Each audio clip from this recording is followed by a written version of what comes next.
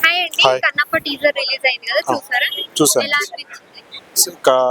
మొత్తం కట్టు చూస్తే యావరేజ్ అనిపించింది. మొత్తం లాస్ట్ లో ప్రభాస్ ఉన్న కట్ మాత్రం చాలా ఎక్సలెంట్ గా అనిపించింది. ఆ షాట్ క్లోజ్ దూరం నుంచి చూస్తుంటే ఆ షాట్ ఎక్సలెంట్ గా అనిపించింది. ఒక సినిమా కోసం అయితే అందరు ఎట్లా ఎదురు చూస్తున్నారు, నేను ఎదురు చూస్తున్నాను.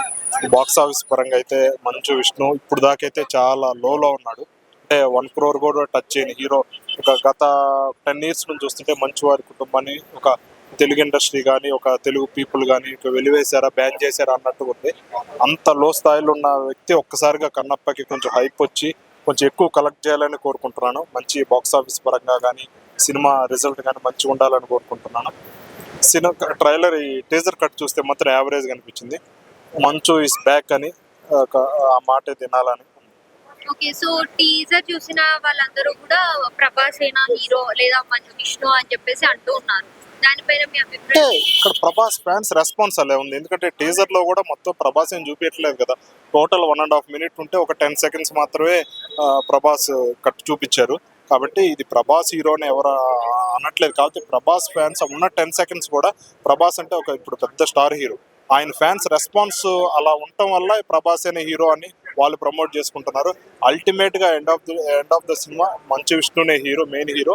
ఆయనకి బ్యాక్గ్రౌండ్, ఆయన సినిమా కలెక్షన్స్ గతంలో ఎట్లా ఉన్నాయి, ఆయనకి ఎంతవరకు బాక్స్ ఆఫీస్ కలెక్షన్ కొల్లగొడతాడు అనేది ఇప్పుడు చూడాలి. అంతేగాని ఇక్కడ ప్రభాస్ ఉన్నాడు, ప్రభాస్ వల్లే కాపాడుతాడా, మోహన్ లాల్ కాపాడుతారా, వీళ్ళెవ్వరు కాపాడరు. వీళ్ళెవ్వరు ఫ్యాన్స్ కూడా వాళ్ళ సినిమాలు వస్తే చూస్తారు తప్పితే ఇంకెవరు సినిమాలు వచ్చిన గెస్ట్ రోల్ ప్లే చేసినంత మాత్రాన వాళ్ళందరూ ఎగబడి ఇప్పుడు చూసారా ఈ జనరేషన్ పోయింది. ఎట్లాగా ఎవరు దాంట్లో మెయిన్ లీడ్ ఎవరు? ఆయనకి బాక్స్ ఆఫీస్ పరంగా ఆయన ఫ్యాన్స్ ఎలా ఉన్నారు దాని మీద బేస్ చేసుకొని సినిమాలు ఆడితే ఇన్ కేస్ బాగుంటే న్యూట్రల్ పీపుల్ కొంచెం మంది ఎక్కువ మంది చూస్తారు. కాబట్టి ఒక 20-30 crores వచ్చే అవకాశం ఉంది. కానీ ఒక 100 crores 200 crores ఈ ప్రభాస్ లాగుతాడు, మోహన్ లాల్ లాగుతాడు అంటే అది జరగని పని. ఇలా పెట్టుకుంటే ప్రతి ఒళ్ళు కూడా చిన్న చిన్న సినిమాల్లో కూడా ప్రభాస్ ని జస్ట్ ఒక ఇదే నిజమైతే ప్రతి సినిమాలో కూడా చిన్న చిన్న కిందకు పడిపోయిన హీరోలు ప్రతి సినిమాలో కూడా ఓ ప్రభాస్ నో లేకపోతే ఎన్టీఆర్ ఎవరో ఒకరిని ఒక నిమిషం గెస్ట్ రోల్ ప్లే చేసి వాళ్ళ 100 crores 200 crores కొడతారు కదా. కాబట్టి ఇది బాగుంటే మాత్రం సినిమా బాగుంటే ఆడాలని కోరుకుంటాను. హాయ్ అండి. కన్నప్ప టీజర్ రిలీజ్ అయింది కదా, చూసారా?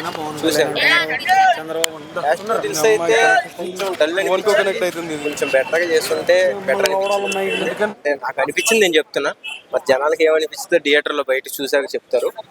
సో సాంగ్ అయితే హైలైట్ గా ఉంది. ఆ దేవుడి సాంగ్ అంత మంచిగా ఆయన రాసి అంత మంచి మంచి పదాలు. కన్నప్ప అంటే తెలిసిందే. కన్నప్ప గురించి ఒక స్టోరీ అంటే అసలు అది మనం తక్కువ చెప్పుకోవాలి. చాలా పెద్ద స్టోరీ అది. ఎందుకంటే కన్నప్ప కళ్ళు లేకపోతే అదే చూసిన లాస్ట్ టైం అలాగే చూసాం. కానీ ఈ పాట ఇంత మంచిగా పెట్టుకొని కొంచెం యాస్టిట్యూడ్స్ కొంచెం పెంచితే కనుక హైలైట్గా ఉండేదని అయితే నాకు అనిపిస్తుంది. అది శివలింగం అక్కడ పెట్టి అదంతా చేయటం, అది కొట్టేటప్పుడు ఆగటం, అదంతా కొంచెం డల్ అనిపించింది నాకు. ఓకే, ప్రభాస్ గారి లుక్స్ ఎలా అనిపించాయి? ప్రభాస్ గారు లుకింగ్ అంటే దాంట్లో శివుడు ప్రభాస్ గారే కదా. శివుడు ప్రభాస్ గారే కదా. ఓకే. మరి అంటే రివ్యూ చేసేస్తున్నాం, తెలిసిపోతుంది అక్కడ. సో అట్లా. ఓకే, సో ఓవరాల్ గా ఈ ఫిలిం ఎలా ఉండబోతుంది అని ఎక్స్పెక్ట్ చేస్తున్నారు మీరు? దేవుడు కాన్సెప్ట్ తో వస్తున్నారు కాబట్టి కంపల్సరీ కూడా హిట్ అయిద్దని నేను అనుకుంటున్నా. యాక్టర్ ఎవరనేది కాదు, అక్కడ శివుడు భక్తులు అందరూ ఉంటారు కాబట్టి 100% హిట్ అయింది. ఓకే, సో మంచి కలెక్షన్స్ ని వసూలు చేస్తుంది అనుకుంటున్నారా? ఇప్పుడు ఈ రోజుల్లో సినిమాలకి కలెక్షన్లు అసలు మనం గెస్ట్ చేయలేము. ఎందుకంటే సినిమా స్టోరీ బట్టి, ఆ కథ బట్టి ఆ కలెక్షన్లు అయితే వస్తున్నాయి తప్ప అది పెద్ద సినిమా కొన్ని కోట్లు పెట్టి తీసారా, లేదా వేలల్లో తీసారా, లక్షల్లో తీసారా అనేది లేదు. దాంట్లో కాన్సెప్ట్ ఉందా, కథ నచ్చిందా, అది తీసుకెళ్ళి ఎక్కడో కూర్చోబెడుతున్నారు జనాలు, అంతే. హాయ్ అండి. కన్నప్ప టీజర్ రిలీజ్ అయింది, చూసారా? చూసాను. ఎలా అనిపించింది? ప్రభాస్ గారిని బాగా చూపించారు, మోహన్ లాల్ గారిని బాగా చూపించారు, అలాగే శరత్ కుమార్ కూడా బాగా చూపించారు, కాజల్ అగర్వాల్ని కూడా బాగా చూపించారు. విష్ణు అదే చెప్తాను ఏనండి, అయ్యి ఎందుకు కంగారు, ఆఖరికి విష్ణు దగ్గరికి వద్దాం. ఎందుకంటే నాస్తికుడు కాబట్టి నాస్తికుడిని లాస్ట్ లో పెడదాం. నాస్తికుడికి రౌద్రం ఎక్కువ ఉండాలి. ఎక్స్పెషల్లీ ఒక మతాన్ని నమ్మనోడు. మనం జస్ట్ ఇందాక ఒక అతను చూసాం, అతను మతాన్ని నమ్మడం నాస్తికుడు ఎలా ఉంటాడో చాలా అగ్రెసివ్గా ఉంటాడు. మతం పేరు అంటే దేవుడి పేరు చెప్తేనే ఒళ్ళు మండేలాగా మనిషి కనిపిస్తాడు బయటికి. ఆ క్యారెక్టరైజేషన్ విష్ణు దగ్గర నాకు కనబడలేదు. ఇది ఫస్ట్ మిస్టేక్ టీజర్లో.